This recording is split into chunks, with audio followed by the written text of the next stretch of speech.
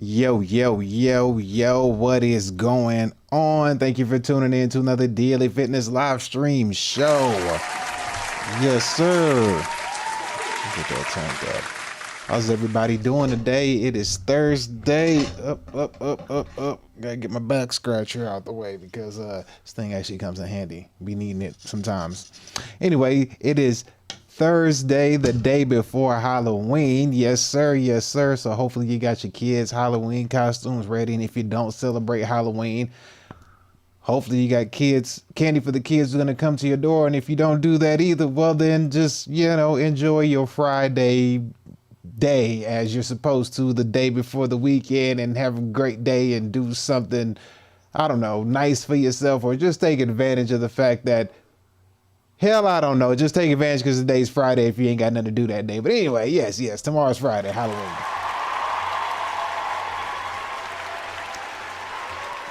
Yes, sir, and we are simultaneously streaming on YouTube, Twitch, Kick, and Rumble. If you're on YouTube, you're going to see that thumbs up button pop up on your screen. When you do me a favor, hit that like button. As well. Is it coming up? Not today. No, it's not doing it today. How about this side? This side working? This side working? No, it's not going to do it for me. Nah. But anyway, you know what a like button is. Hit the like button. Greatly appreciate it. If you're on YouTube, if you're on Twitch, Kick, or Rumble, go ahead and give your boy a follow. It's greatly appreciated. To, spread the news, spread the love, spread the joy out to everybody out there in, internet world, as you can see. But yes, we got a good show lined up for you today. If you want to contribute to today's show, the Cash App and the Venmo is on the other side. There it is right there. The Cash App, Daniel2888. The Venmo is Danny-Daniel-00. Yes, yesterday we didn't have a show yesterday because your boy had to get some dental work done, man. It was getting me ready for a crown to be put in. So we had to get that scheduled and set up and all that good stuff. So they drilled inside your boy's head and it was like,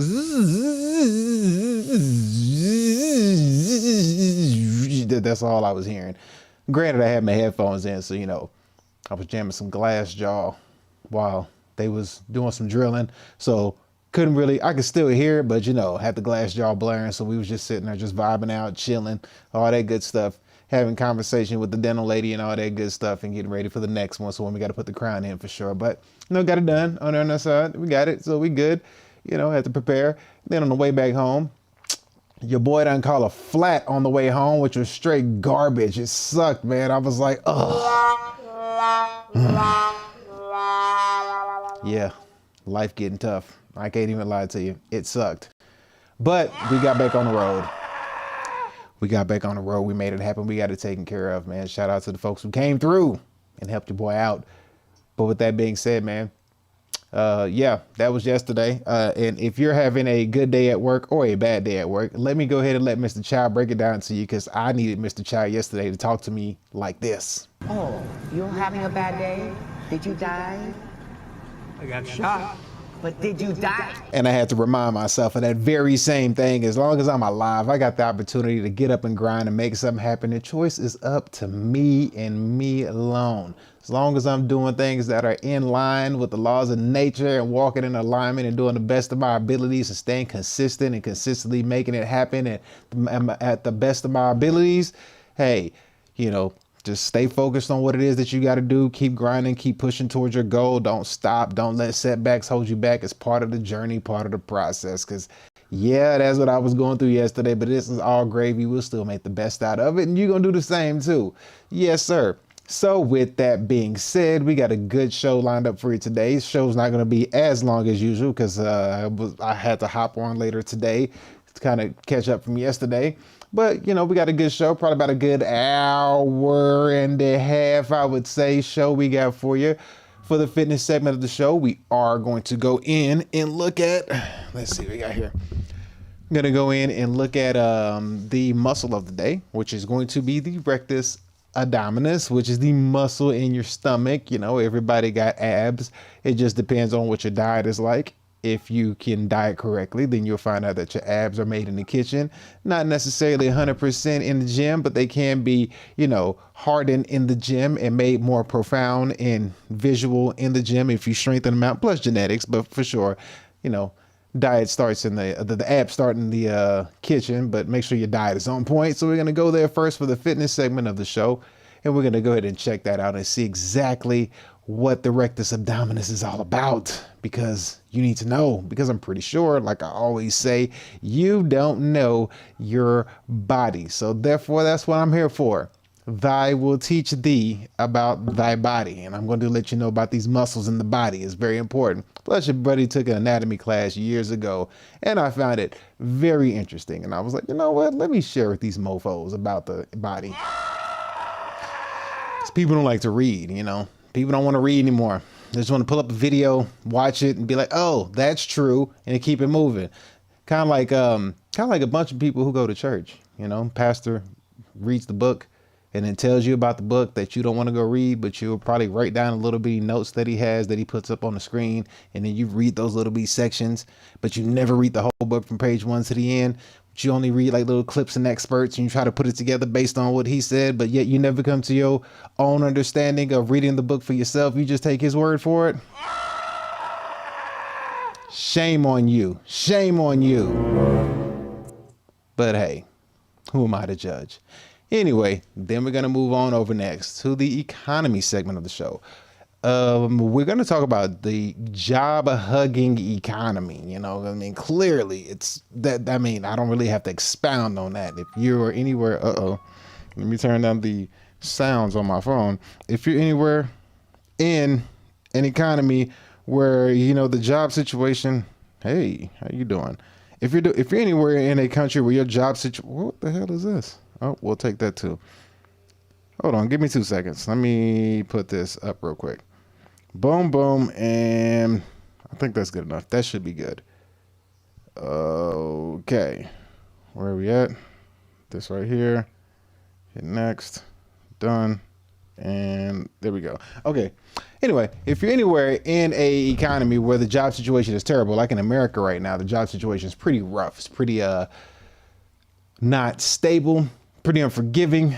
You know what I mean? It's what is it? There's layoffs everywhere. Amazon doing like a 30,000 people layoff. UPS doing a 40,000 people layoff. Meta's laying off. Target laying off. Walmart catching wreck and supposed to be getting robbed here soon. I just don't understand how you're going to rob Walmart when you tell everybody on the internet you're going to rob them, and then hopefully you don't get upset when you get caught because you told them you were going to rob them. You know what I mean? It's like an idiot. Like, what did you expect? But we're going to look at the job hugging economy, basically to see that people are just holding on for dear life for their job, regardless of how bad it is and how much they may hate it. They're holding on. Hold on if you feel like letting go. Yeah, you know what I'm talking about? That's what they're doing. They're holding on to the job for dear life. We used to live in an economy where it's like, I know my worth. I know my worth. I can go somewhere and get a job somewhere else, and I know my worth. And people would just quit jobs or bounce and go get a job somewhere else. But it ain't like that no more. These companies is not like, you finna what? Don't worry. You ain't got to quit. We'll fire you. We'll give you a layoff. Don't even worry. So now we're in a situation where AI is coming in and being used, and they're implementing the use of AI. So we're going to figure out what this job hugging economy is about, and exactly where did it come from and what it's referring to, which we'll go ahead and watch some videos over that in the economy segment of the show, and we'll dive deeper into that. Then the very last segment of the show will be AI. Now, when we get into AI, we're going to talk about an individual by the name of Larry Ellison. Now, upon researching a little bit about said individual, I was quite shocked to figure out one thing I'm gonna share with you. I don't want to blow it right now. I want you to see it when we get there. If we make it there today, we might not have time, but we're gonna look at Larry Ellison. Now, if you don't know who he is at this point, he's either the first, second, or third richest man in the world. He has a company called Oracle that you can, invest in for stock or whatever. So he has this company called Oracle, and just depending on how those numbers move, he'll either be the richest man or second richest man or third richest man or whatever. But he's out there. He got that money. He got that pull, and his company's doing really, really, really, really well. And he recently, I think he bought TikTok So now the algorithm changes on TikTok are going to change per the new owner of TikTok. So it's no longer in the hands of China anymore. It is in the hands of this gentleman.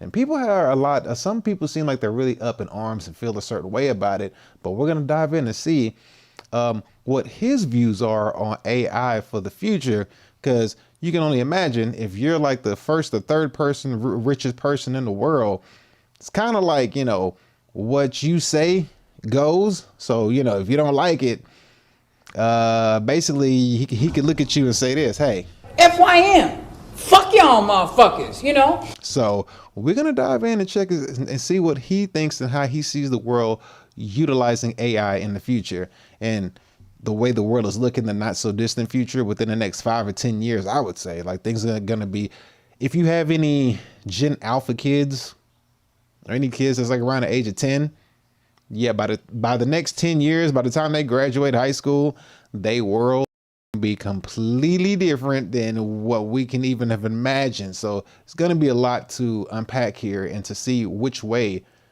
the world is headed, and for you to get an understanding as to, should you fear it? Should you embrace it? Should you accept it, understand it, and move accordingly? But we're going to see here how this world is going to move, because it's going in a direction, whether you like it or not, it's going to happen. Ain't nothing you can do about it. You can yell, you can kick, you can scream.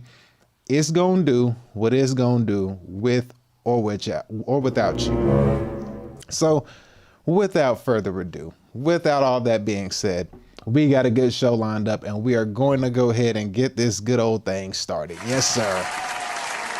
Yes, we are.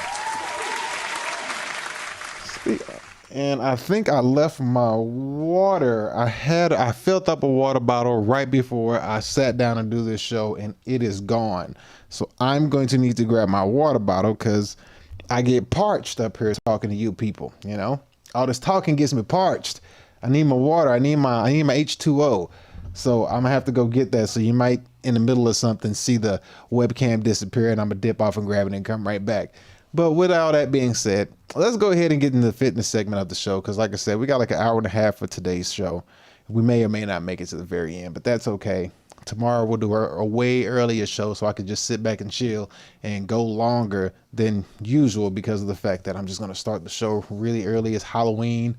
I might even put on some face paint, might even throw on a mask or something while we do the show. I don't know. That's been crossing my mind. I've been thinking, should I do like some face paint for Halloween tomorrow? Should I throw on a mask and do the show with a mask Halloween tomorrow? Hell, I might start sweating.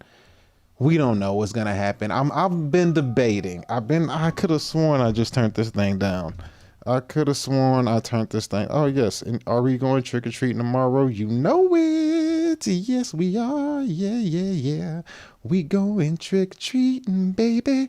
'Cause I need my candy for free. Yeah, for free. And my dentist told me, since we're doing a what is it called? What did I say? It was crown on the side of my mouth, and we have a temporary in right now. I gotta wait a few weeks before I go get the actual crown.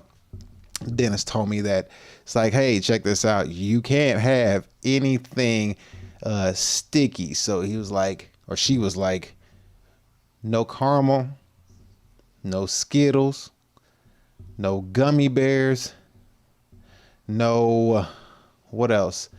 Just anything sticky, anything that has caramel in it. You can't have none of that stuff. God damn.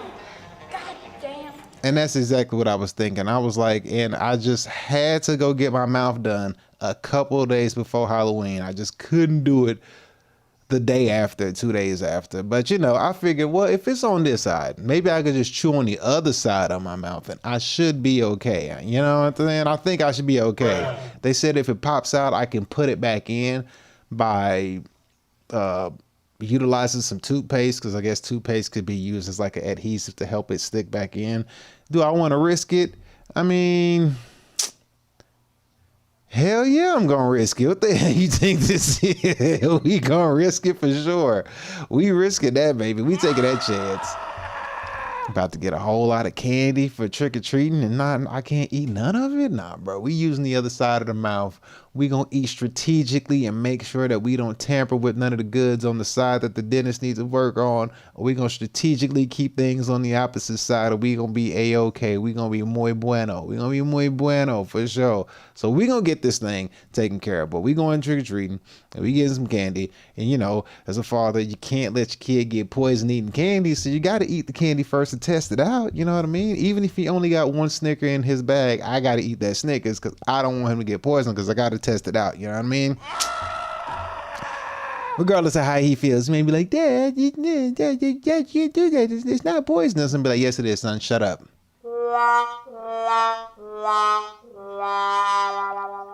He's gonna be like, oh man. I'm like, yeah. Safety first. That's how it goes. But anyhow, with that being said, getting ready for Halloween, let me know in the chat if I should wear some kind of Halloween costume. Should I put on a mask? Should I do some face paint? Should I be zombified? Should I have some like cuts and laceration going across my face or something to make it look like I got Hoyt? Should I, give myself a black eye makeup wise? Like, should I do something while I do the show tomorrow? I'm just debating. I may or may not do it, but y'all let me know. Would you want to see me do some Halloween decoration and look like I done got hurt, or throw on a little evil mask or something while I do the show? I think a mask would be harder because I have to like wear the mask the whole time and kind of, like I'll probably start sweating. Plus I might start sound like Darth Vader or Bang while I'm on the mic. I might be doing the show like this, like today. We're gonna do the fitness segment of the show, and today we're gonna so, I think a mask would be a bad idea, but we'll see. Let me know what y'all like to see. If not, I figured out either way it go. But with that being said, I'm gonna go ahead and jump into the fitness segment of the show. So let's go ahead and get our sexy snow bunnies in here to get it started. Hello.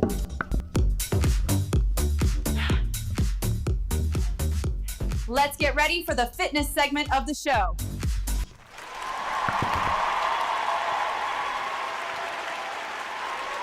Y'all hear that music they had in the background?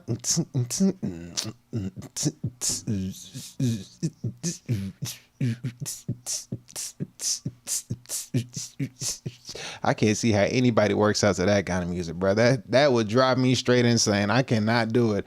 My music of choice when I hit the gym, it depends on my mood. It just depends on my mood. I might be like gangsta and hustlefied out. So, we in there, gotta, young dolphin it up. If we in there, we might just be in there, run up on that fine and get burnt. Spent the $500,000 just on furniture. Paper by business don't concern you, little. Be careful who you call your friends to turn on. You know what I mean? Or, some days we just might be like straight rocked out heavy metal music. We might be doing like some Korn or Glassjaw or Slipknot or POD or Ginger or something of that nature. It just depends on what's going on. Or we might just be listening to a podcast. It just all depends on how you feel. It just depends, Can't really call it until you get in there and you're like, what is gonna get me through today's workout? So you gotta switch it up a bit. You gotta feel it out. Feel out what you want to do. Anyway. And hopefully you got your workout in too, because I got mine in today. We did, it was a push day. Push day for sure. So we got our push day workout in, got them gains in, did a nice little, about 1.5 mile run after the workout. So we good. We good. Did a 1.5 mile run right after the workout, had to get all that done, taken care of. So we good. You gotta stay fit. You gotta take care of yourself. You know what I mean? And make sure you eat right. Have a good diet, because bad diet, good workout, your body ain't gonna shape up the way you want it to. I mean, I'm not perfect. I be messing up on my diet here and there, so it is what it is. But I would say 80 to 85% good diet, 20 to 15% bad diet to balance it out, because you can't keep it. Nothing can be perfect 100%, unless that's the only one thing that you're doing in your life, and you can afford it to the 100%, because it ain't cheap to, eat healthy.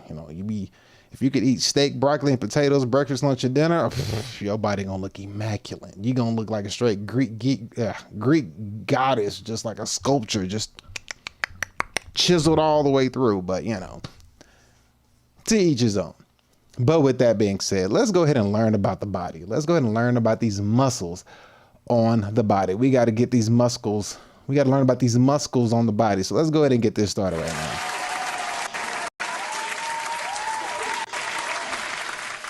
What's going on with the sound? Sound acting all funny. Let me make sure I ain't got nothing playing in the background.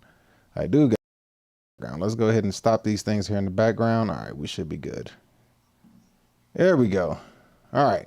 But anyway, so let's go ahead and get these muscles going. So we're going to start out with this right here, the muscle of Jide. Going to be zero. That's abdominis muscles.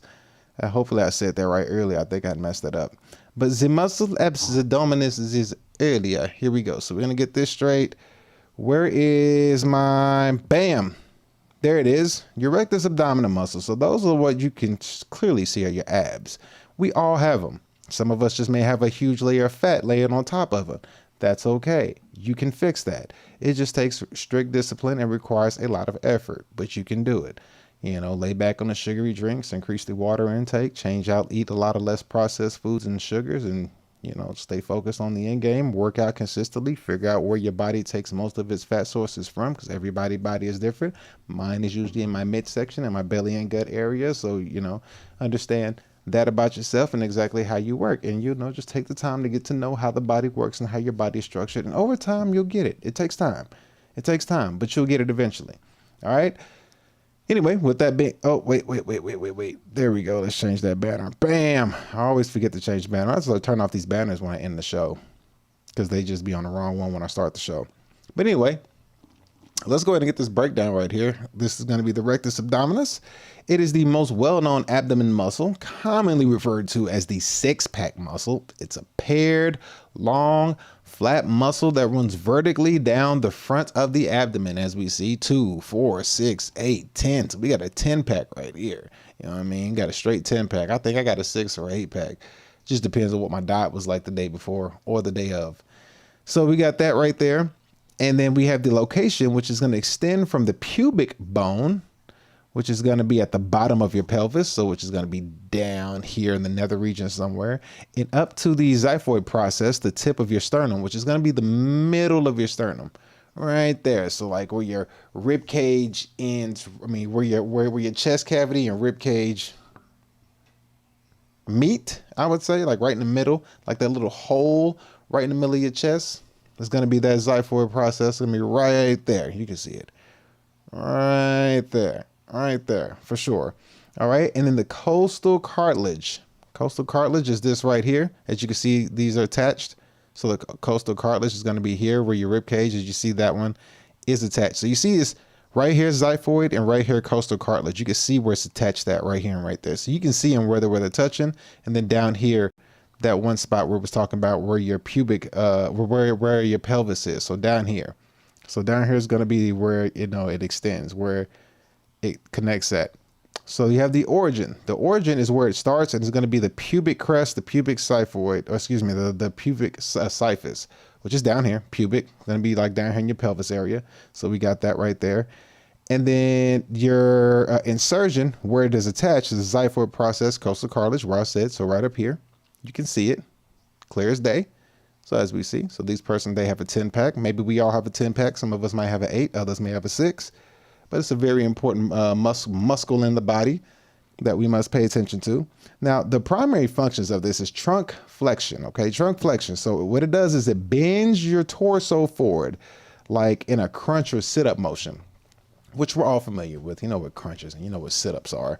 A crunch is like a mini sit-up, and a sit-up is a full sit-up. All the way down, all the way up, all the way down, all the way up. Crunch is just kind of like crunch. The pelvic, and it also helps with pelvic stabilization. So it helps stabilizes the pelvis during walking, running, and lifting. So that's why your core is very important to have strong. So you want to have a strong core, because having a strong core, this is the midpoint of your body. You know what I mean? So you want to have a strong core. You don't want to have like weak hip flexors and stuff like that. So having a strong core and a strong, waist area or hip area is going to be very vital for your body. It's a very vital function. Plus, it's for longevity. You get older, people hurt their hips and stuff like that as they get older. People have back pain and things like that. It could be from a weak core, could be from, weak hips or weak glutes. So you want to keep this area, your core area, strong. Always keep that strong. Okay. All right. Then also it's for intra-abdominal pressure. So it assists in breathing, defecation, Jesus, and childbirth by compressing the abdominal contents. There you go. There's the word. So I guess it's very important to have these for, when you're trying to go ahead and have a bowel movement and push and release and having birth with a baby. And then posture support. So you want to be able to have an erect posture. Your posture needs to be very erect. So if you've ever seen somebody like a drummer, somebody who plays drums, they used to have an erect posture. It'd be very important for them to have erect posture because they sit on that bar stool type seat. So the back should be this. They don't want to be slouched over like this playing the drums. Usually you want to have an erect posture. So when you're doing your thing, your posture is nice up and stiff as opposed to slouched over, because over long periods of time and working like that, it's not going to be beneficial for you at all. It's going to cause a whole hell of a lot of problems and probably a lot of lower back pain in the future. So you want to keep those muscles for sure erect, strong, and stiff so you can avoid things like lower back pain of that nature. So you got to make sure that you have a good posture when you sit down and stay seated. And if you've ever realized that you're always slouching whenever you sit, try to be mindful of that. Try to always think to yourself like, okay, when I sit down, am I slouching over like this? Or do I sit like this? Do I sit erect, straight up, back completely up and down, north and south? Or do I catch myself slouching over, giving my back a curve? And over time, you're pressing all that weight down here as opposed to supporting all that weight up here. You understand what I'm saying? So you'll be supporting all this weight as opposed to sitting over slouched, and you're pressing all this weight down, and it all ends up down here in your lower back as opposed to you strengthening that area with an erect position. Somebody I seen who sits like this, besides a drummer, Tate. I saw Andrew Tate. He was sitting down. He always sits in this erect posture when he sits down. And sometimes some people may think it looks weird, but when he sits down, look at how he sits down, and he keeps his back just extremely erect and just straight up and down. You know what I mean? There's just this posture that he probably normally has. And, it's very, very, very important to have that. All right. Nerve supply, innervation. It is the thoracoabdominal nerve and T7 and T11 and the subcostal nerve T12. All right. I ain't gonna lie. I'm not sure about what that one is. So we're going to skip on that one. Exercises to strengthen the rectus abdominis is going to be, of course, crunches, sit-ups, leg raises, planks, cable crunches, and hanging knee or knee raises, which we're going to see some ladies do there here in a second. This is, of course, we got the ladies to look at visually because they're fun to look at and they're out here, doing a thing in the she economy. So we got to support the she economy and, give these women this hard working life that they want. They want to work until they're 40 years old. So we're going to support these hard working women and allow them to, give us what we need and enjoy the visual of their beautiful, sexy bodies that we all love to, look at and please on. So if they're going to make it look good, well, by golly, we're going to support it and enjoy it with them. They want the attention. You got it, sister. So we're going to take a look at some nice bodies here in a second. And also common training tips is focus on control movement. They always say mind the muscle connection, focus on utilizing the muscle, focus on controlling what you're doing instead of moving. Don't think about moving. Think about the muscles that it takes to move and control in a movement. That's very important. I was this one bodybuilder dude, super buff dude, bro. Dude is huge. Like, dude is super buff. Like, it's like, bro, I'm pretty sure you cannot. I ain't trying to be funny, but I'm pretty sure you so buff, bro. Like, you cannot wipe your ass. I mean, I'm pretty sure he can't even turn or just like he just walk around just smelling like straight ass all day and just straight, you know, just dirty skid mark draws, just funky, like ugh. But anyhow, he mentioned something. He says he doesn't lift weights. He said, I don't lift weights. He says he controls the weights with, you know, contractions and isometric holds and, you know, contracting the muscle up and down as he goes. So if he's doing a curl, you know, he's curling the weight, but he's controlling the weight. So it usually requires him to use less weight. And then, you know, he'll hold and then come back down, but he's controlling the weight. He's not lifting it. He's not, you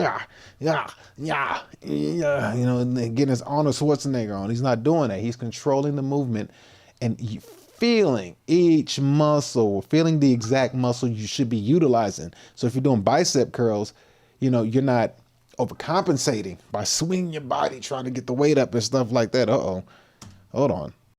Not yet. He's not like swinging the body trying to get the weight up. He's, you know, utilizing his actual control of the muscle. So he doesn't overcompensate. He wants to work his bicep with bicep curls. So he lightens the weight and he focuses on using that bicep to curl that weight. Pull-ups, if you're doing pull-ups, can't really change your body weight on that one. So pull-ups would be a hard one to say. Bench press, if you're doing bench press, you know, instead of doing something that's too heavy, do something lighter, but focus on using as you're bench pressing. You know what I mean? Just think about the muscle that you're supposed to be utilizing with said workout. And when you do that, number one, you'll have to lighten the weight. You will have to. I don't care who you are, even me. You'll have to lighten the weight because you're used to strong arming the muscle and overcompensating to do whatever. But when you lighten the weight and focus on actually controlling the weight, you're going to realize the weight is much heavier because you're not used to controlling weight. You're used to just throwing the weight or getting the weight up to a certain point. You know what I mean? Like doing front lateral. Well, you got lateral raise, which you do sideways. You got front raise, you go frontwards. Well, if you lighten the weight on your front raises and just focus on getting it up, holding it, and then going back down, but controlling all the way up and then going back down, you're going to feel the workout a hell of a lot more than you would heavier weight trying to just, you know what I mean? So control, mind to muscle connection is really important. And it actually does make for a better workout. I can't even lie about that. Like you feel super fantastic when you do that. So keep that in mind. Always keep that in mind. Then we have engage your core, not your neck or your hips. That's important. Engage your core with all your workouts. Always keep in mind, if you realize you do some workouts and your back, like your back naturally wants to arch off of the floor, off of the bench or whatever, focus on keeping your back flat as you continue to do whatever workout you're doing. You're gonna realize that little bitty minor change is gonna make a world of a difference. So always try to focus on using your back and engaging your core so you can strengthen your midsection as well as strengthen whatever other part of body that you're working out. Because your core, kind of like whenever people are fighting, like boxers or people who kickboxers, Muay Thai people think they're throwing a lot of punches, but what it is that they're engaging their core and their torso of their body that's generating all the power. Even the leg strength is generating all the power. That's where all that strength is coming from. It's not coming from just the arms. It's coming from the understanding the rotation of the body and understanding how it all works as one unit and not just individual components. And then you got combined ab work with compound lifts like squats and deadlifts for best results. Just, I would say that would be like a leg day thing. That's just me. And visible abs depend on low body fat, not just the exercises. Again, like they say, abs start in the kitchen. So make sure that you do just that. Have a good diet. All right. So have a good diet and you'll be good to go. Speaking of abs, we're going to take a look at this one right here. Got this little blondie over here. Jesus. We're going to look at this blondie in her belly. You know what I mean? We're going to take a look at this. Good part is she's going to be muted. So better seen and not heard. Oh, yes, sir. Yeah, seen and not heard is always a bit. Nobody wants to hear anything she got to say. Just be quiet and just let us look. Yes. Grab the chi-chis. That is what we, there we go. Thank you. I appreciate it. Yes. Lift the under part of it. There we go. Yes. We see what we want to see. We do not hear what you want us to hear. That's the main important part. But as you can see, she has a nice torso section. And almost see her side. You can see her side abs. You can see her obliques. And she got a little tiny waist. So she's nice, tightly packed for sure. Yes, sir. This is a nice little blonde thing right here. So shout out to this one right here. I think she pushed a few kids out that body as well. Well, go ahead and keep playing with your chi-chis then. Go ahead then. We'll sit here and watch you play with them. I'll enjoy it with you. Keep playing with them. Keep lifting them up. Then next we have this lady right here. Oh no, what's going on? Okay. Oh, okay. We got some progression going on. All right. So we're making some progress. Oh, all right. That's what I'm talking about. See what that diet do? You see what that diet do? See right here, she was eating everything under the sun. Maybe she had a baby, or maybe she was just fat and just eating anything that she wanted. You know what I mean? And she was just like, I'm just going to grab it. And when she locked in, dialed in, she was like, there we go. She was like, that's that belly I want. So we're going to give her a round of applause for sure, that before and after effect. Yes, sir. And then what we got here? We got another one for us. What we got here? We got this lady right here. She says postpartum ab workout as a C-section mom of 2. Ooh, we know them C-sections is brutal. So we see her down here doing some, I don't know what the hell this is. This is like you pushing your belly out on purpose and trying to be, you know, like make your belly look fat like a kid. But as you can see, she snatched her stomach back so far. So she got the abs coming in. You can see them. We got 1, 2, I'm pretty sure a third one down there. So she's, getting back right from a C-section from 2 babies. So she's out here doing her thing. So shout out to her getting her body right. That's what I'm talking about. Oh yeah, she got the abs. You can see them. Yeah, we can see that definition coming in for sure. So she's got it. Yes, sir. She got it. And also this right here helping with the hip flexors. Yeah, man. All right, some slow motion mountain climbers. I can dig it. I can dig it. Maybe it's for beginners or whatever she's doing. But shout out to her. She's doing her thing. Then what we got here? Got to refresh this one. So let's refresh this one real quick before over. Let's see what we got. What we got? There we go. Oh man. Whoa. Jesus Christ. What the hell? I didn't even mean to like this one. But this lady here got some straight up abs. Let's give her some credit. She got straight up super chiseled abs, bro. Look at that there, bro. 1, 2, 3, 4. She got the 8-pack going on. No 4. So yeah, she got an 8-pack, boy. She going in. Shout out to this 8-pack chickie. All right. This 8-pack in the building, son. All right. Shout out to her with the 8-packs there. And we got another one we got to refresh. Good Lord. Maybe I should just make sure they all refresh, but we don't want to hear no sound though. So let's see what's going to happen. Do we got to stop this one? Nope. But we got a nice, we have a nice visually appealing thing we got here. Look at this caramel complexion sister here. Look at the before and then the after. All right, let's see what we got going on. Must do exercises to rebuild core. What you got for us? Let's see what we got. All righty, okay. I don't think that's true, but it is what it is. Or maybe if you do these faster. All right. Yeah, maybe these. Okay, all right. Well, we got she got a nice little frame on her. So shout out to her for snapping back in. She's got a nice little going on here. So shout out to her, keeping her body nice and tight and snatched for us to see, for be visually appealing. The next we got here is another one that I got to refresh. I don't know what's going on with these refreshings, but we going to get them up. All right, so we got here 5 exercises for a strong core from this black-headed, look like a Latina with black hair. Let's see what she got going on right here. All right, there we go. We got some momentum going on here. There we go. All right, finally we see something. Oh, you see what she did? Did you see what she did? Did y'all catch that? She did it. She did what I just said. Right here. She says, weight to knee tucks. Look, no curve back. You see how her back is curved right here? Look at that curve right there in that back. Look at that curve right there in that back. Look at that. All right, she says, no. Bam. And now she has a flat back, a flat board for her back on the ground as she does these workouts. Yeah, see, so she's got the idea. She got it right. She doing her thing. Shout out to her on this one. Yes, sir. And those suck. I ain't even gonna lie. Those suck. But shout out to her for those, man. She got us she got us looking good on that one. She looking real good, I must say, right there. Then we got this one. All right, we got a little Becky up here doing some ab workouts for us. I don't know what these called, but these don't look like they are gonna get you to where you want to get to, but nonetheless, we're gonna enjoy the visual. Yeah, boy, these tattoos go crazy. We got one right in the middle of the chest. Oh yeah, we're gonna enjoy this visual. We're gonna make sure deep core and pelvic floor exercises for a flat tummy. Yeah, I'm gonna say she probably lying on these. This ain't what's gonna get you. Maybe these. Nah, I don't think so. I think she's just giving a visual. I mean, potential chance the link might be in the bio. You know what I mean? She might be baiting us.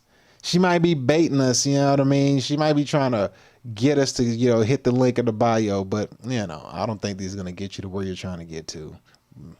We got to make sure the abs start in the kitchen before, we get to this snatched region right here. But shout out to her, though. Looking really nice there. Looking really nice. We enjoyed that one. The next up we got, where you at? Come on, refresh.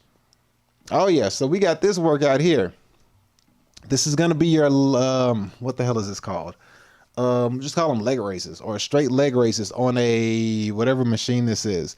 I forget what this machine is called, but as you're gonna see here, we got lady right here, another ad. Boom, boom, boom, boom. Looking good for sure. All right, there we go. And that right there, them leg raises right there, straight or bent leg raises. Them things that get you every time. Then we hit with the oblique raises. All right, there we go. Hit them with the obliques. Yeah, take a breather. I know you're tired. Third set. I don't know. She probably lying, but that's okay. I doubt she lying. She ain't gonna have that body like this if she was lying.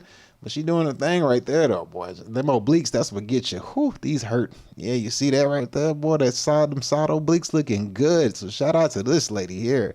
Yes, this visual is nice. So I give her credit for this one. And we got a nice triangle going on down here too. So shout out to her for that. All righty, then let's go ahead and move over to the next one we got here. What we got?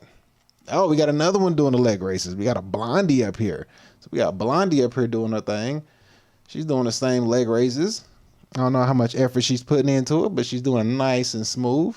Let's see her hit it again. Is she gonna do it? Up, moving up them chi-chis. We see the chi-chis being played with. All right, is the feet touching the ground? Oh, we're doing jump cuts on every single set, so she probably cheated. She probably cheated. I think she cheated because those were jump cuts on every single one. So she edit.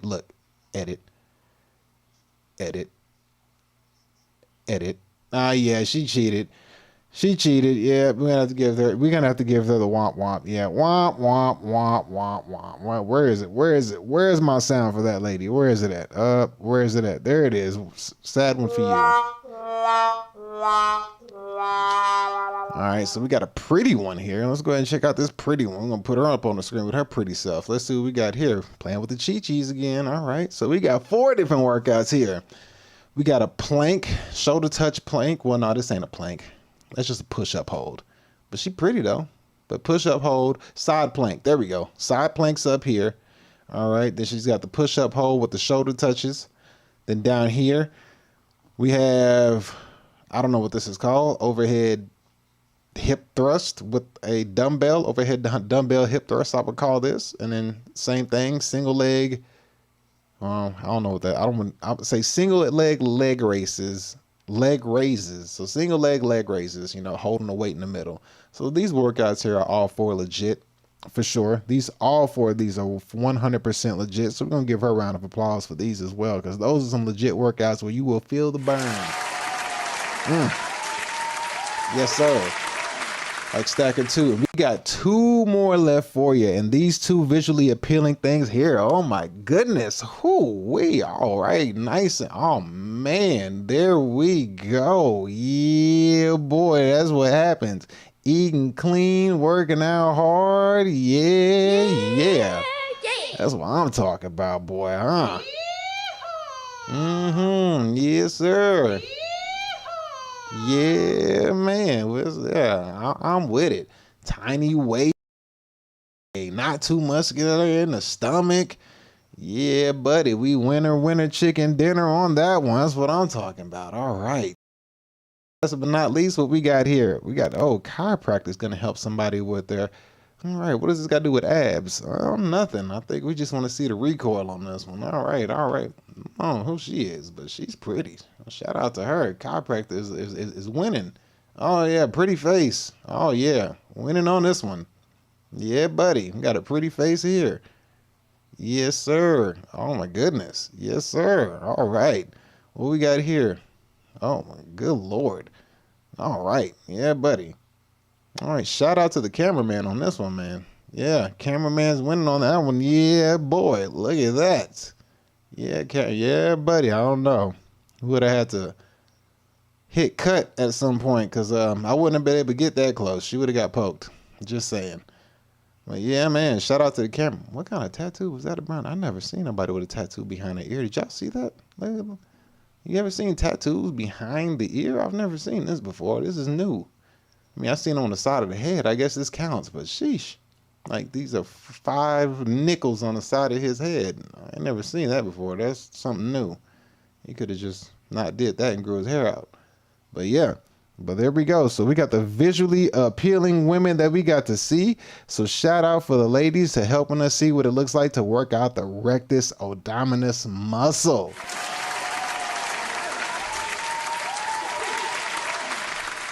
And last but not least is for the sponsor of today's show and for your workouts at home that you need to make sure you get to do that is on the video tab of this channel is none other than yours truly, bam, DnL&x Fitness. Yes.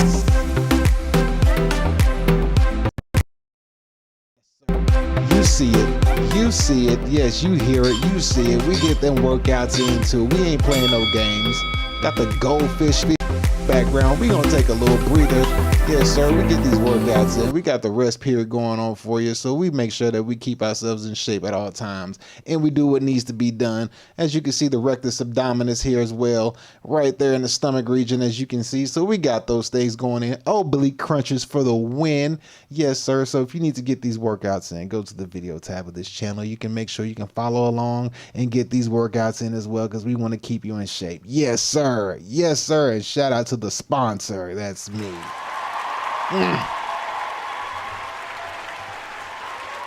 Yes. So just make sure that you take care of yourself, eat a healthy diet, and stay consistent in your workouts, and you too could be great like yours truly. Round of applause one more time.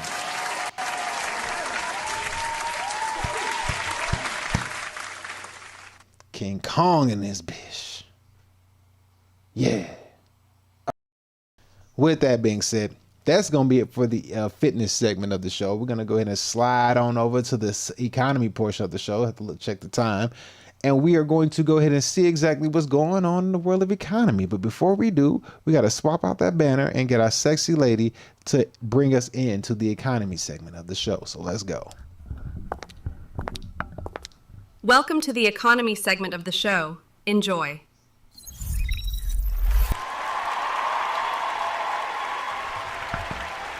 There we go. I almost hit the... I was like, where's the button? I don't see it. I even hit the wrong button. That would be embarrassing.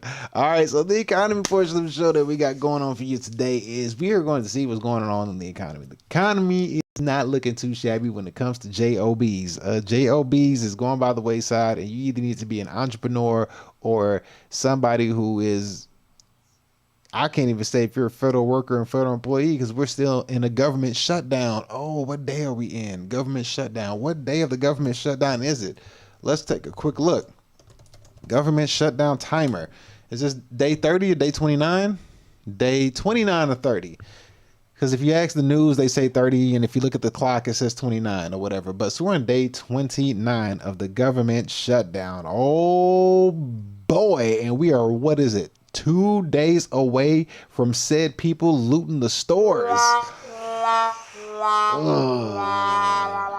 oh no, this might not be too shabby. This might not be a good thing. So we're going to see how this pans out. But as you can see, the government shutdown is still looming over here in America, and they are not playing around.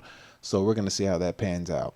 However, speaking of the jobs, we're going to read like a short little article because we need to figure out what job tree hugging job hugging is, because we have a thing out right now called job hugging. Since the economy is not doing too shabby, man, it's not looking too great. It's looking pretty rough out there.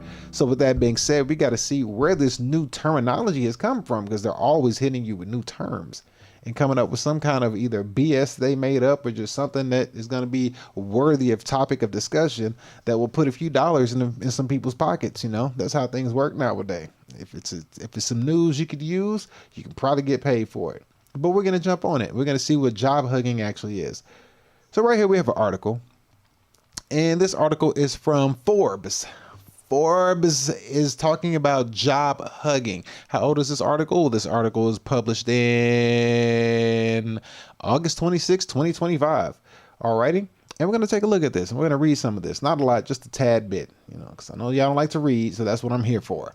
The job hugging trend stems from job uncertainty. Well, you don't have to be a rocket scientist to figure that out. I mean, you know, anybody could have told you that. So common sense. With that being said, it says here that workers, notably Gen Z, are holding on to their jobs for dear life, not because they're thriving, but because they're unsure of what is next amid massive inflations. Let me read that again. Amid massive layoffs, skyrocketing prices, and tightening economy, workplace worry and anxiety are at an all-time high. With so much economic uncertainty, more workers are finding that job hugging and staying put is more secure than taking unpredictable leaps into new opportunities. Well, I would say the staying put part is a actual helpful thing as part of budgeting and building up your nest egg, building up your wealth a little bit, building up your investment fund. So staying put is always a good one. Instead of, you know, keeping up with the Joneses, staying put is a very good one that you should be doing regardless of you having job uncertainty or not. So just keep that in mind. You're trying to build up a nest egg, find a way to stay put, you know, and, you know, get your work done, but try not to, when you're done, do too much going out and wasting gas and drinking or buying cigarettes or smoking weed, or, you know, don't be doing anything unnecessary. Stay put, you know, sit down and like play a game or something, or read a book, you know, expand your vocabulary, expand your mind, learn something new as you read. But that's actually a good one. With all the economic and political turmoil in today's world, you might feel like going to bed and pulling the covers over your head, and you're not alone. Job uncertainty poses a threat, raising worry and anxiety, taking a greater toll on your health than actually losing your job. But uncertainty is an inevitable part of our careers. None of us know the future, so we must live with a certain amount of it. Sticking to a holding pattern with predictability is the natural response when your job is at stake. That is true.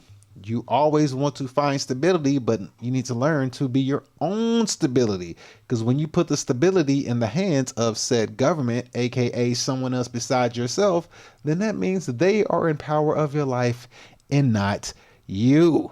And that is not good, because you need to be in control, or not in control, but as much power in your own life as you possibly can be. So with that being said, that means work-life balance is a bunch of bullshit. It don't exist. No work-life balance. Work is the balance. That's how this goes. Straight up. Last part. Somebody said they spoke with the co-founder of Summit Group Solutions and the author of CEO's Guides to Influence with Integrity. She tells me that job hugging creates the illusion of loyalty, but it's actually stagnation. And if leaders treat this low turnover as success, they miss the quiet disengagement that will trigger a talent drain when the market loosens up. And the layoffs trend that came on the heels of what was anticipated to be a time of recovery from the old pandemic in 2020, it perpetuated the lack of security in an already injured marketplace.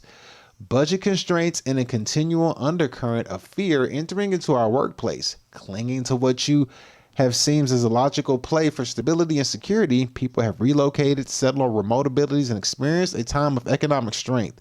the flip of this is unsettling for the most. Oh man, see, so they set you up for the old okie doke. They hit you with the pandemic, got you into remote work and had you relocating, and everything was going up and doing good, the roaring 20s like in the 19s, but now we're in the 20s, and yeah, it's not what it all seems.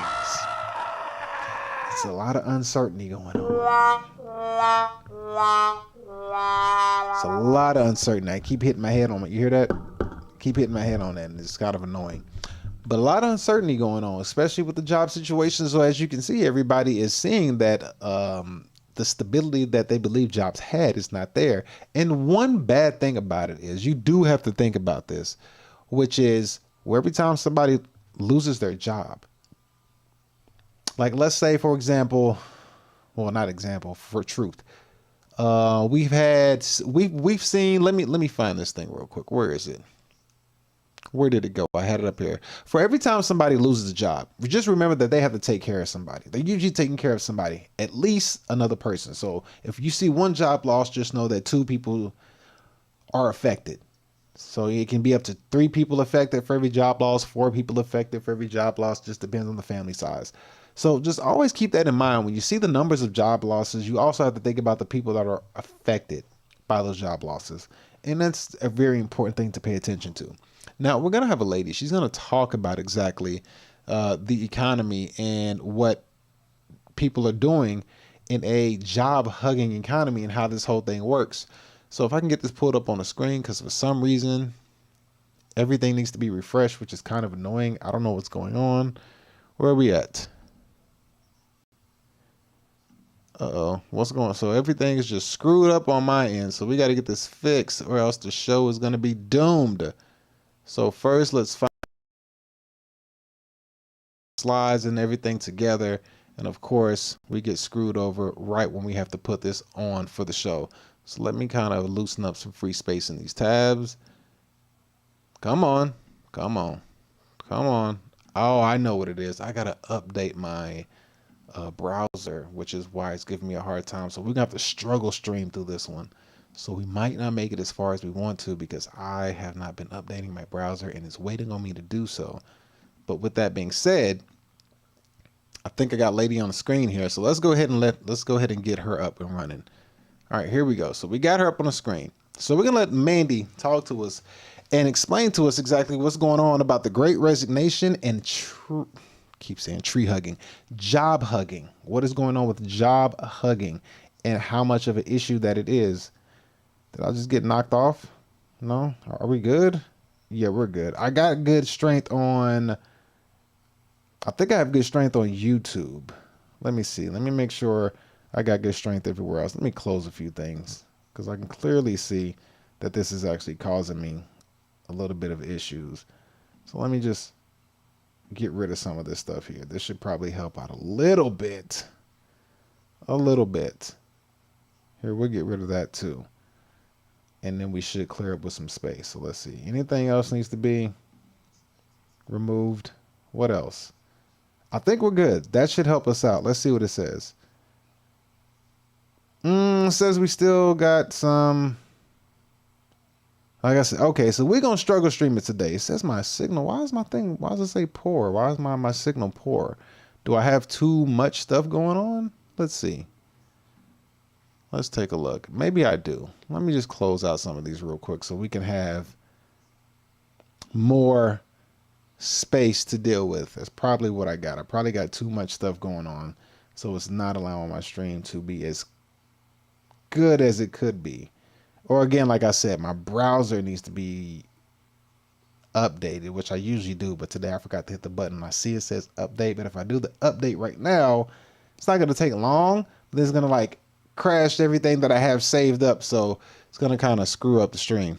All right, so here we go. So we got good old Mandy up here on the screen. So let's go ahead and just let Mandy take it away. She's going to speak on the job hugging situation and give us a better insight of what it is. So with that being said, we're going to switch out that banner and let Mandy take it away. So here we go. Everyone was quitting their jobs for something better. Well, that era is over. Now it's all about job hugging. Job hugging is the newest buzzword in the workplace, and it means exactly what it sounds like: people clinging to their jobs for dear life. The term was popularized from a report by consulting firm Korn Ferry this summer and has since gone viral, finding itself into everyday conversations among coworkers and even making its way into The Daily Show. Have you hugged your job lately? Yes, job hugging. Not to be confused with hugging on the job, which HR tells you is absolutely not allowed.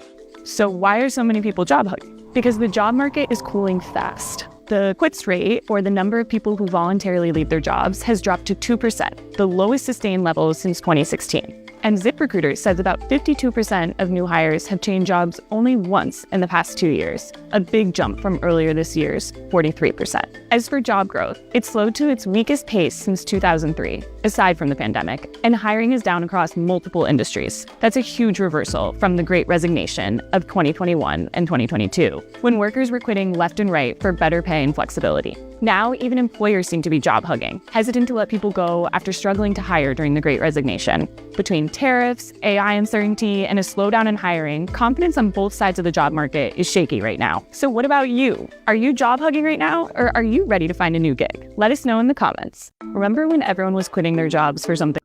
Yes, we do remember. And that was not too long ago, but shout out to her. Thank you for reading that or telling us what that is. So yes, job hugging. I don't know if this is a thing that's all over the globe, but I do know here in America, it is a situation that we do have going on.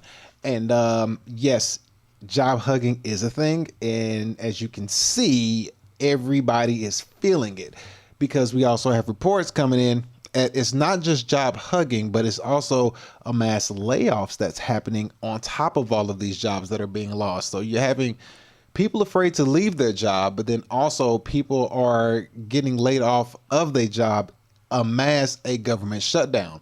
So not only is AI taking jobs, but jobs are also doing mass layoffs simultaneously at the exact same time. We saw Walmart is doing a 3-year hiring freeze. 3-year hiring freeze just so they can update their system and get integrated more with AI. So we're seeing that go on as well, which we see that happening on top of a government shutdown. And if you have an office job, for the people that are losing their job. Exactly right. If you're one of those people that's in the cycle, it doesn't feel very natural. Okay, hold on. Wait a minute. Everything hit me at once. Oh my goodness. Let's fix this. Okay. Well, I refreshed all my screens. I guess the refresh button works. Okay, there we go. All right. Everything just hit me at one time. Okay, hit the refresh button work and all of them refresh together. Okay. Well, thank you for working, but not like that. All right, there we go. Okay, so we're good. All right. Jesus. And I can't find the one I was going to show you next, but I don't know how that happened. But anyway, we're going to get right back to this. So yes, what was I saying? I was saying, I guess we can use this one because this guy actually has some of the ones that I was going to be looking into anyway. I want to find the one girl that I had. But amid all the job losses, actually here it is right here. We can use this one because everybody's using the same one anyway. But amid all the job losses, just the uncertainty of just having government shutdown. So federal workers are not safe. So everybody was thinking if you always had a federal job, you're 100% legit, you're good to go. Nothing can stop you. Nothing can, harm you. But we've had government shutdowns multiple times over, decades. So we know that it's possible, but they don't last long. That's usually the main thing. They don't last long. They're always like something that happens for a week or two, couple days or something like that. And then, boom, good to go. Keep it running again. But this time we have the government shutdown and a bunch of layoffs happening simultaneously, as we'll see right here with this lady. We're going to have a list of places that have shows layoffs. We got UPS recently announcing. UPS did 48,000 employee layoffs. 48,000 layoffs from UPS. Up to 30,000 employees laid off at Amazon, 24,000 at Intel, 16,000 at Nestle, Accenture 11,000, 11,000 at Ford, Novo Nordisk 9,000, Microsoft 7,000, PwC 5,600, Salesforce 4,000, Paramount 2,000, Target 1,800, Kroger's 1,000, Applied Materials 1,400, and Meta 600, and the list goes on. That's just recent. That's just recent. The list goes on. I mean, it can keep going and keep going and keep going. I can find a list of everything that's happened, and we can compare the list to what they have up here. But for sure, this is like no joke. There's nothing, positive about all these layoffs. I mean, of course, when Trump came in, he did say he was going to shrink the federal government. I guess people didn't know exactly what that meant, but clearly that means that not just, the federal government as in the people around him, it's like the politicians and stuff like that, but the federal government as in federal employees and federal jobs. So a lot of jobs got taken out of context as well. And we're seeing this happen. Now, is there a positive to this in the long run? I mean, I don't know. I can't really 100% say. It just depends on how you look at it, because, everybody needs work. Everybody needs a job. But then as we've seen with all these jobs being handed out like crazy, it's caused a ripple effect, a entitlement of some such, or,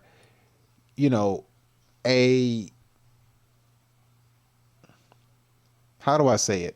A we don't need each other type of mindset between everyone. Everybody's getting jobs, and my job's better than yours. And, I make more than you, and you kind of have that going on. And now that's been going on for so long that now the rug pull is happening in a certain sense. Now you're left in a two-tier you're left with a two-tier economy.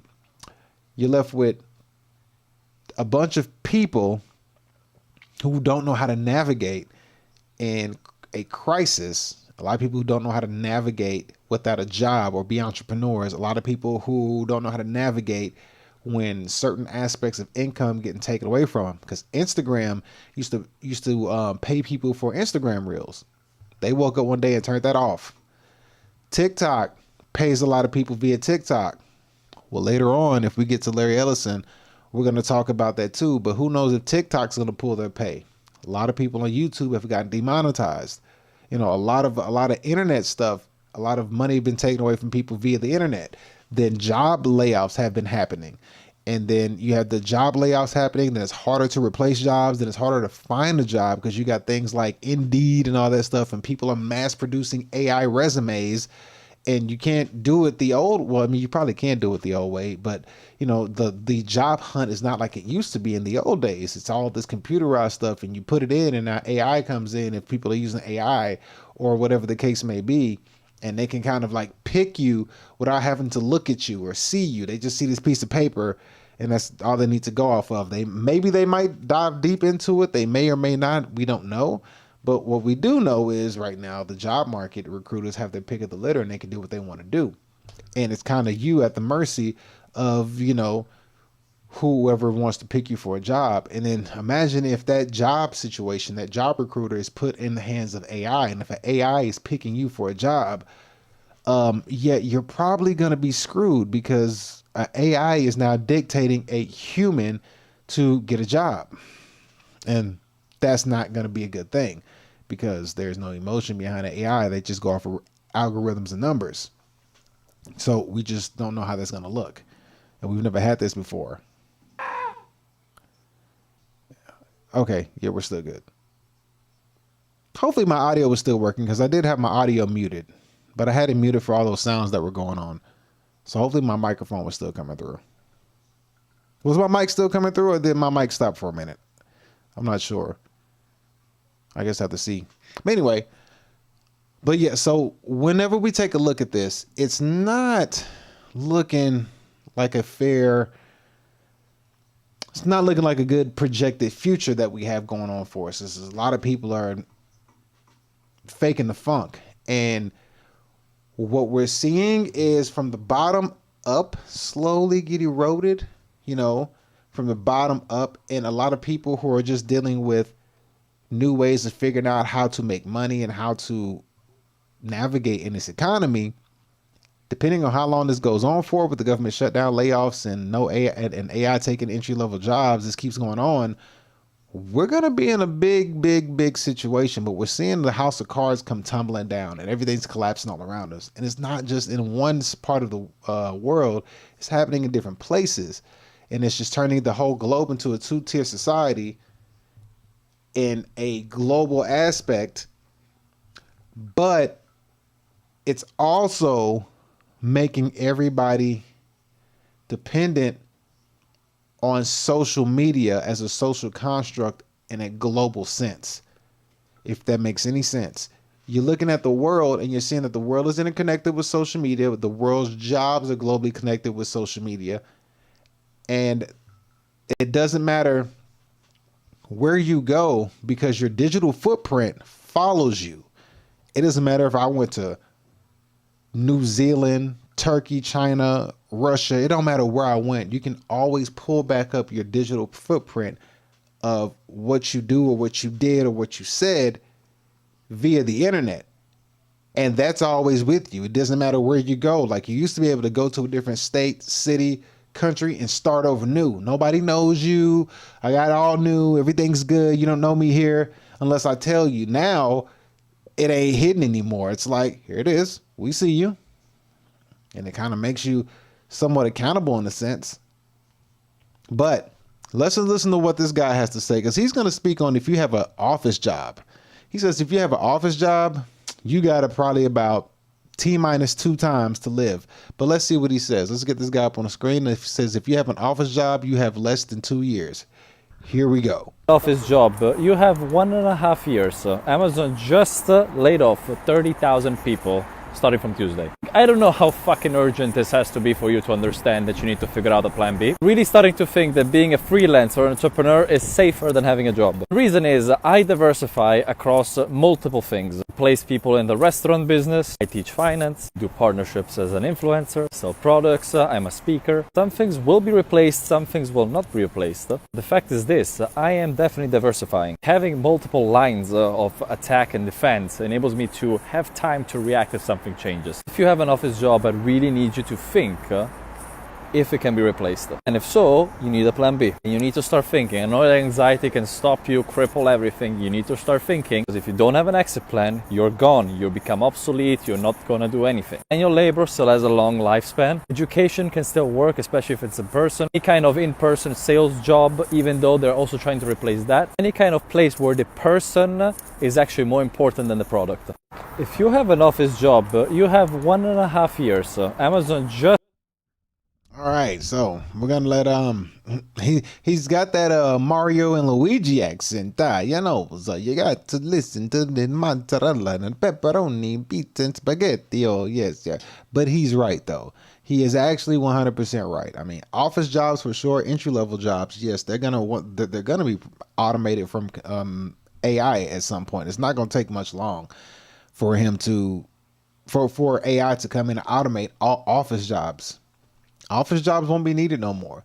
Anything that's do with call centers, administration, or organizing something, or anything like that, that's going out. Those will be the first things to go out. Anything entry level is going to be out the door.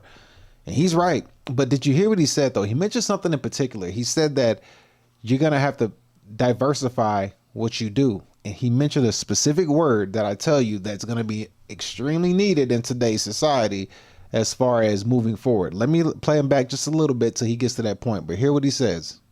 Laid off 30,000 people starting from Tuesday. I don't know how fucking urgent this has to be for you to understand that you need to figure out a plan B. Really starting to think that being a freelancer or an entrepreneur is safer than having a job. The reason being a freelance entrepreneur is safer than having a job.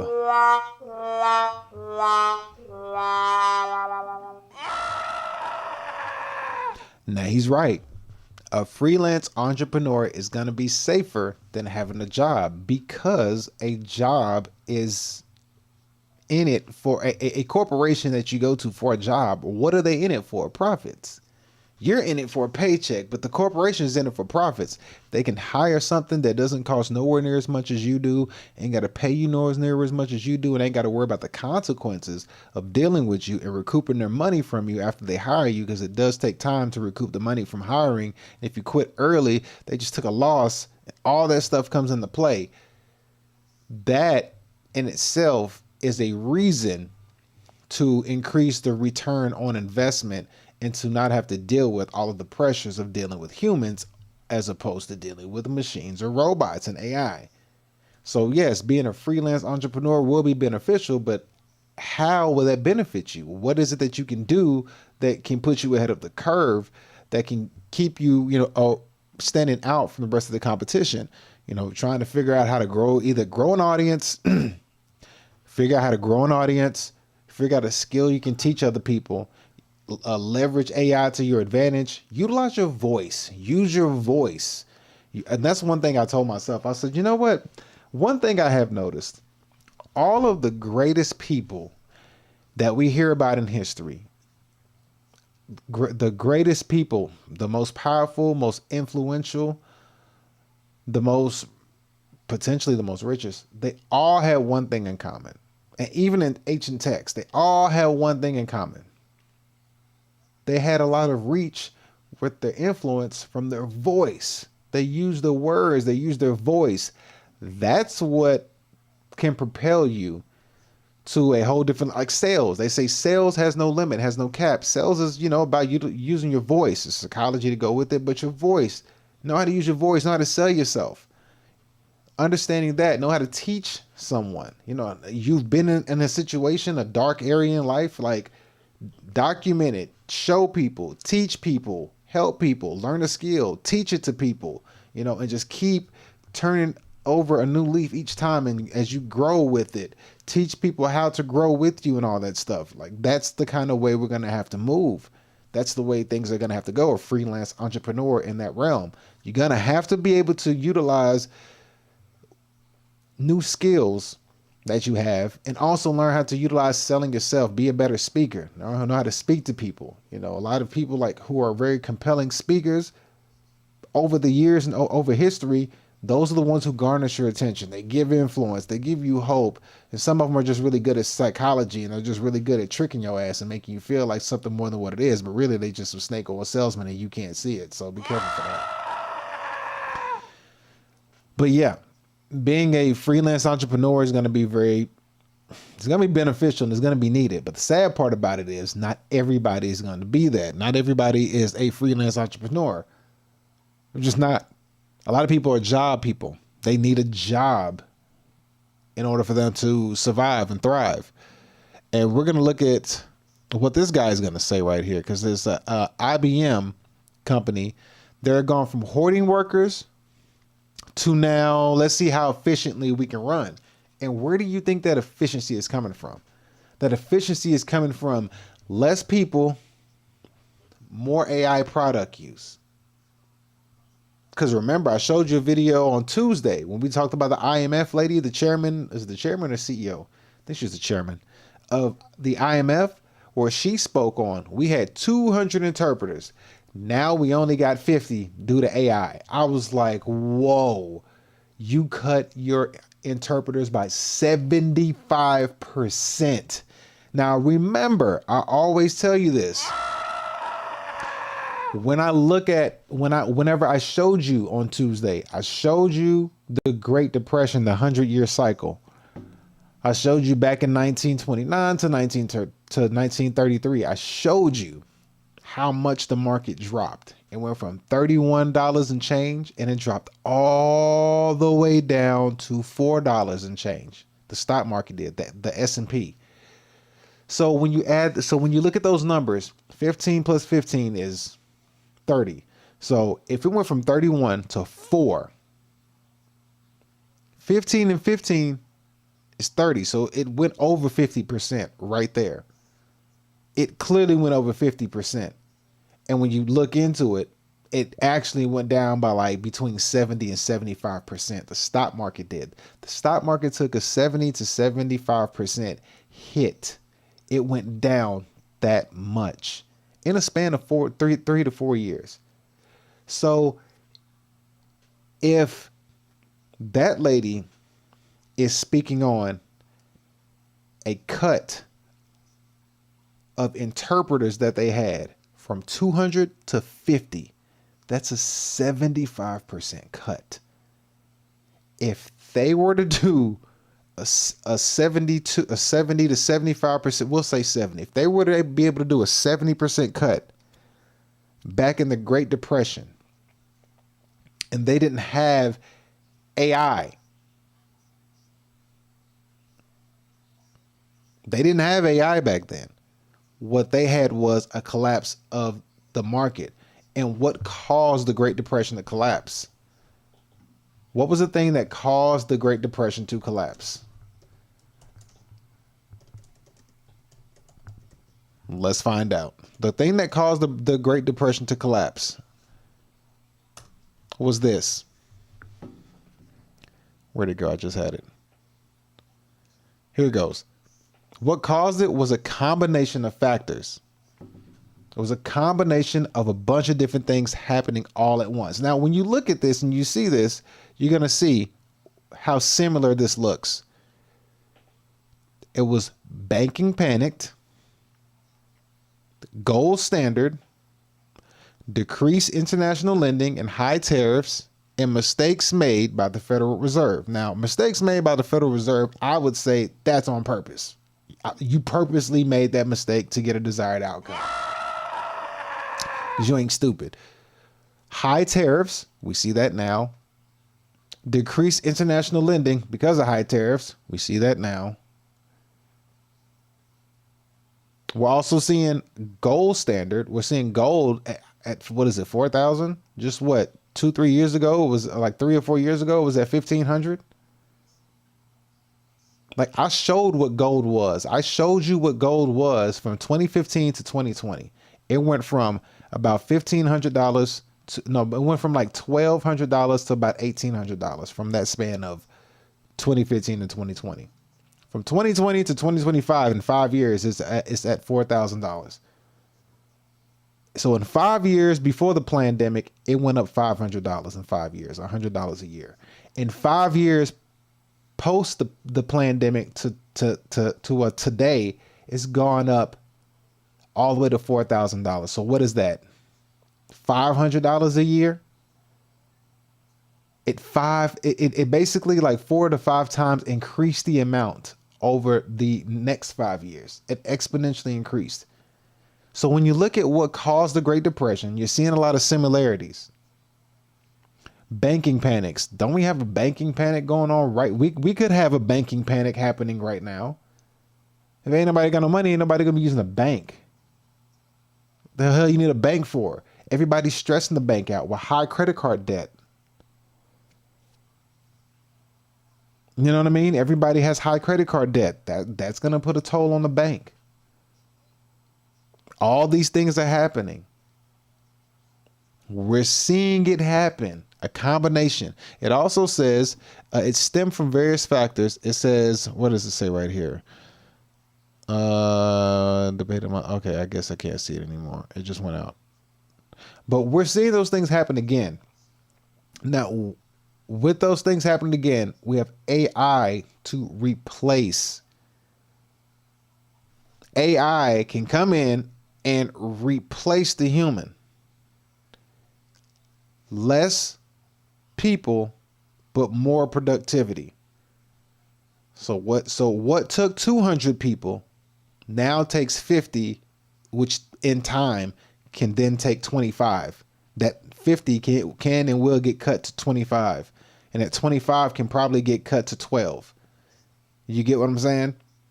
So if you're able to cut interpreters 75%, and that's just in one thing, imagine what you could do to an Amazon. Imagine when you cut the workers and increase the profit and productivity. The stock market is going to go crazy because the productivity increase is going to be way more than they ever had. And the return on the investment. Their overhead cost is being cut because it doesn't cost as much. You ain't got to deal with people calling in sick. You ain't got to deal with people getting harassment. You got people getting fights. No injuries. All those costs are being cut and profits are going to increase. So the businesses are going to go through the roof.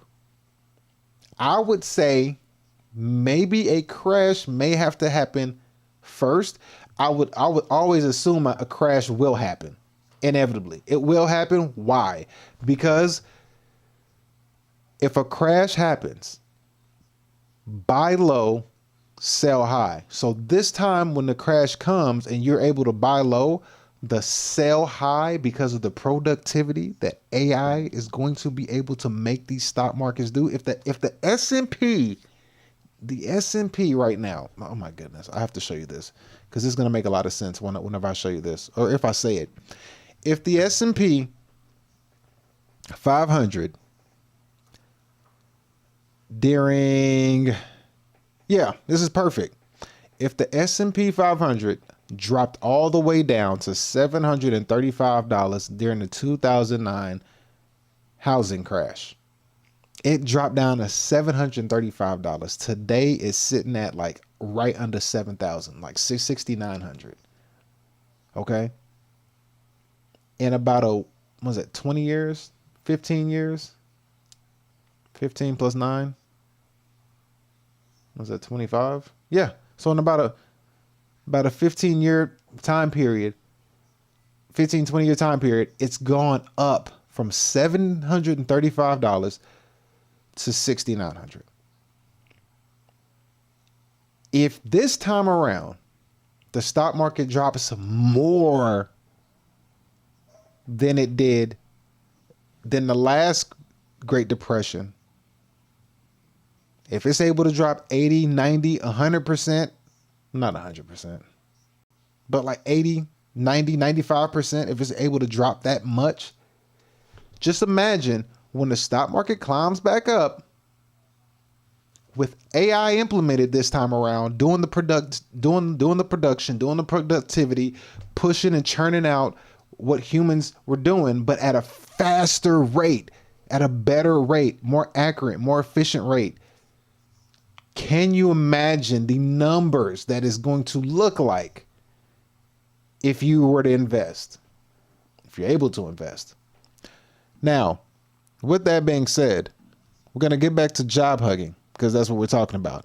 A former NEC directed companies, it says, have gone from hoarding workers to now let's see how efficient can we run. So let's see what he has to say about the change of mindset for companies when they went from hoarding workers because they needed them to now how efficiently can we run. Let's see how the mindset of companies have changed and how they see you. Here we go. I think not for the people that are losing their jobs. Exactly right. If you're one of those people that's in the cycle, it doesn't feel very natural. It doesn't feel very fair. But if you think of the cycle we've had, and sort of starts with the COVID cycle, we had the exact opposite. Every company was hoarding workers. Everyone who came in and said, look, I can't hire good people. I can't get good people. Anyone I get, I'm retaining, I'm attracting. We came out of COVID with workers at an all-time record high in companies. Companies were hoarding workers, and they weren't going to let them go at any cost because, heaven forbid, they should need that incremental person. They couldn't get them back. We've gone from hoarding workers at the end of COVID, and now, 3 or 4 years later, we're to the point where we're going in the corporate world. We're going from hoarding workers to we're going to let's see how efficiently we can run.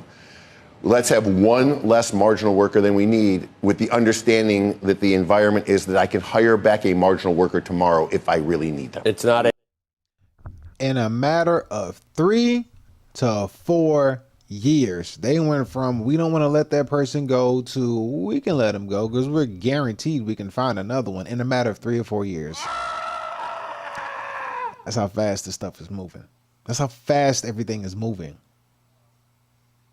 They went from hoarding workers and also the H-1B visa. The H-1B visas. Where now it costs $100,000 to get a skilled worker over here. They're like, we don't need the skilled workers anymore. We're not worried about the tech skilled workers anymore. We can skill these people. We can skill these AIs over here. but yet they need workers more than ever. But really, the workers need a job more than ever. They were worried about letting people go because you won't be able to get that person back because that person had job abundance. Now the people have job scarcity. It switched. The company had worker scarcity. Now they got worker abundance. Now like you can give anybody whenever we need them. Give us time to train up these AIs so we don't need them anymore. But just listen to how he's talking. This is the company talking to the worker, the employee. Listen to how he's talking. I'm gonna let him keep going. Here we go. AI yet? There's a little bit of AI. But by the way, look, I'm not going to say AI is not part of this equation.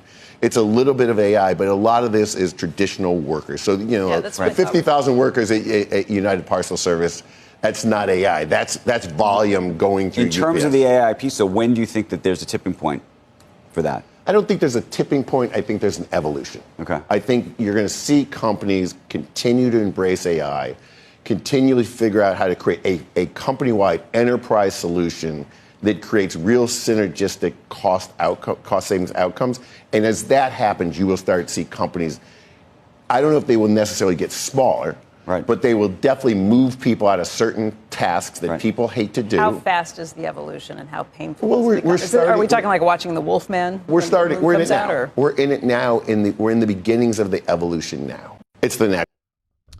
That man said there ain't no tipping point. There's an evolution, and he didn't want to say it. He didn't want to say it, but what he was trying to say, you know, we're just going to continually, you know, keep incorporating AI and to the point where we can just say, FYM.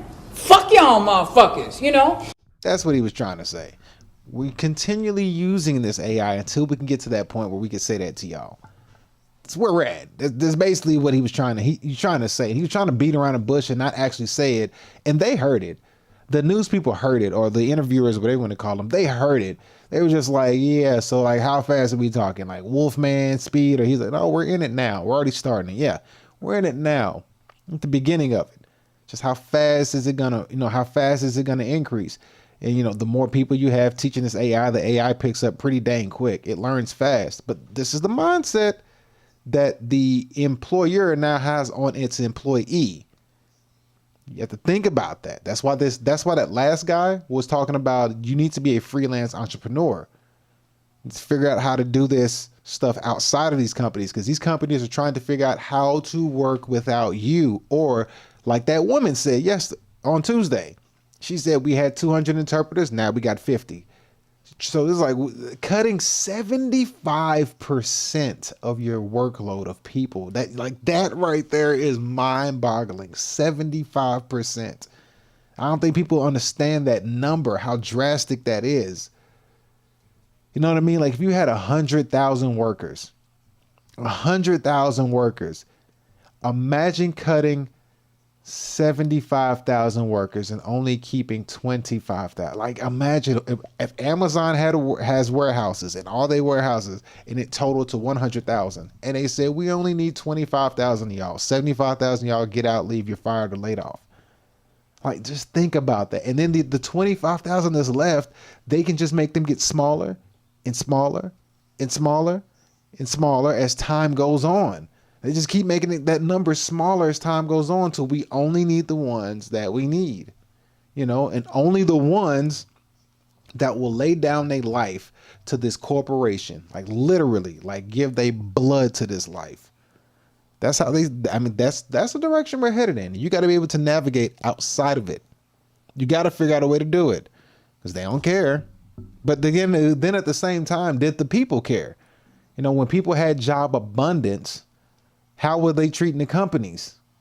They were treating the companies like, I'll just leave and, I can get something better. I don't need these jobs anymore. I can get another job that's better. This job's paying this. Okay, well, this job's paying that. I'm going to take the highest bidder.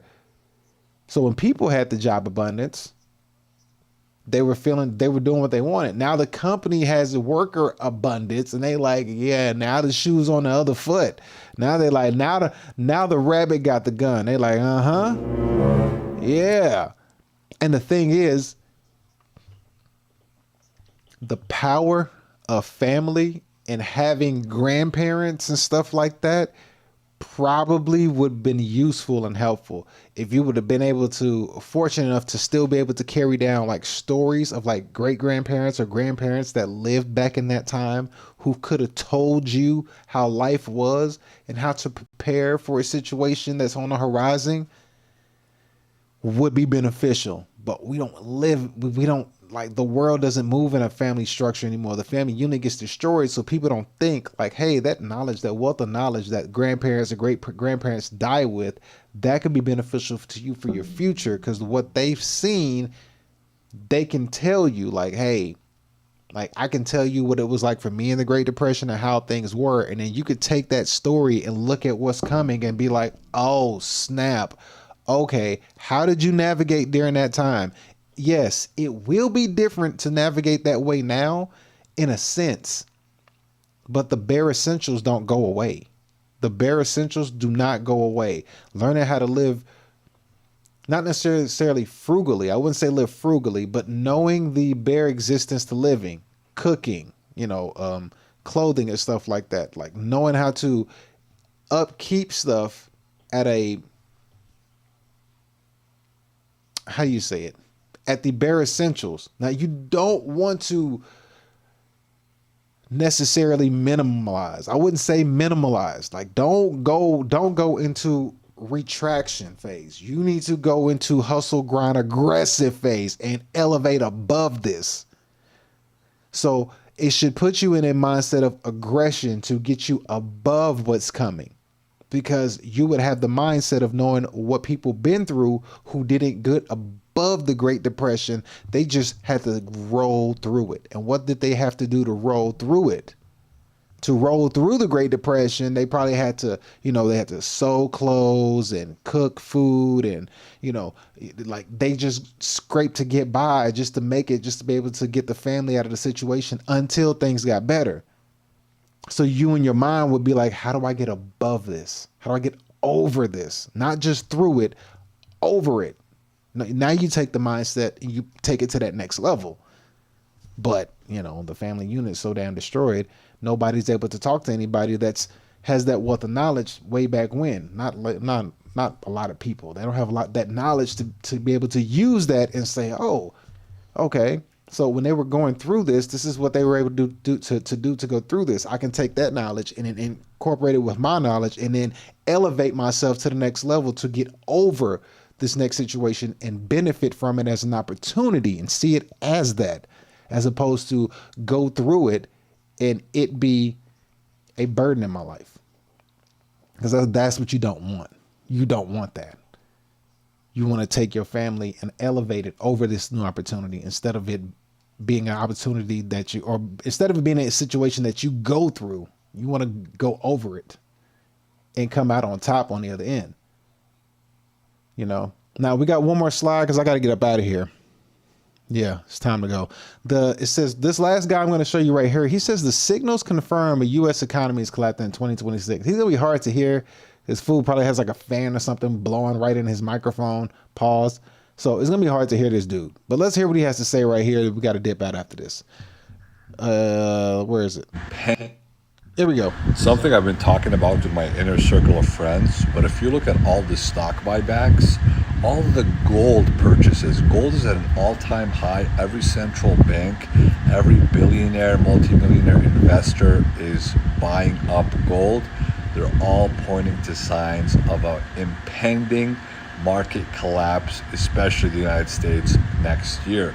Now, the layoffs that we've all been seeing, especially this week, every single company, Amazon 30,000, UPS 40,000, the numbers keep going up. That's not the end of the cycle. It is the canary in the coal mine. It is just the beginning. And what we're going to be seeing in 2026 into 2027 is going to be some of the greatest shakeups we've ever witnessed as the entire economy, and people will struggle to readjust. But I think that those who are strategically in the right spaces, specifically spaces that are creating jobs, will be insulated, but others, as you're watching right now, product managers, typical corporate, it's going to be a bloodbath. Something I've been talking about with my inner... All right, so he might have been hard to hear because, like I said, he had that fan blowing in his microphone or whatever. You could hear it. But basically what he was saying was he feels like in 2026 it's going to be a market collapse, which I can't say anybody predicting it. It's kind of hard to, believe it because nobody can time the market. However, he says people are, gold is at an all-time high. People are sitting gold on the sideline getting ready to make a big move because they know that when the market collapses, gold goes up.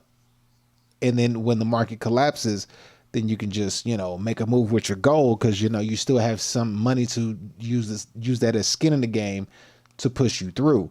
As far as the market's dipping, once the markets go down, then you're able to capitalize on buying low and then riding it out with the new innovation of AI driving these markets. So whenever the market collapses again and AI is going to be driving these markets, it's going to be a wild ride all the way through. So people hugging their jobs for dear life are not trying to grow. And that's the thing. You have to find a way to grow. You have to find a way to have a nest egg of money or something to be able to capitalize on this next situation. Hugging your job is great, but hopefully you can hug your job and still come out with skills and come out with savings and come out with money that you can invest and use your discretionary income to propel you forward to what's going to happen here soon, whether it's in the next year or 5 years, but being preparing for it. But hugging your job, and you're hearing guys say, we see an evolution of how they're going to view the employees. You're hearing employers talk about evolution changing with AI, and people are hugging their jobs. It's like, you got to come with something better. You can't depend on these people because they're transitioning into getting rid of you and propelling themselves to new heights that probably is going to be heaven for a few and hell for many. But with that being said, man, I got to get up out of here. I'm going to finish up to the rest of the show. We'll finish this up tomorrow. We'll probably have have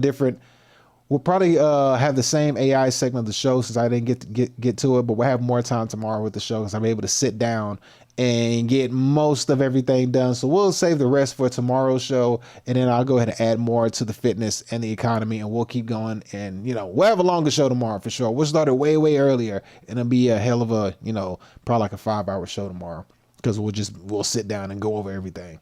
But with that being said, man, I got to get up out of here. Thank y'all for tuning in. We'll catch y'all tomorrow. Love you. Take care. Peace. Thank you for watching D. Elliott Fitness live stream. Goodbye.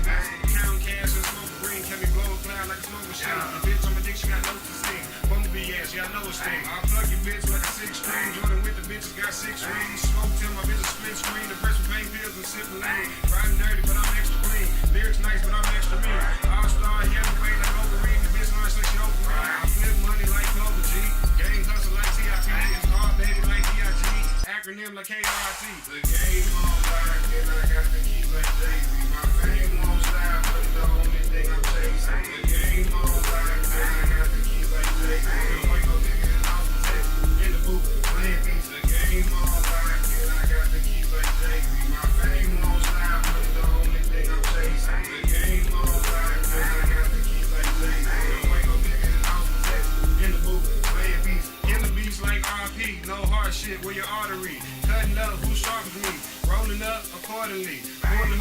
sorcery. Rapping like y'all forcing me. If I ain't right, then it's forgery. Nigga selling to the rock like a forest beat. Miracle monster on the Lord of Beach. Text nigga, my bitch Georgia Peach. Pimp tight nigga, I do more than cheat. Cold like D-Wade, I ignore the heat. Bitch, I'm on way, hit the short police. Money jumping like the nigga on the sneeze. Come to bad James, get me on the beat. Bitch, I'm always winning like what's the fee? The game on lock, and I got the keys like Jay-Z. My fame won't stop, but the only thing I'm chasing.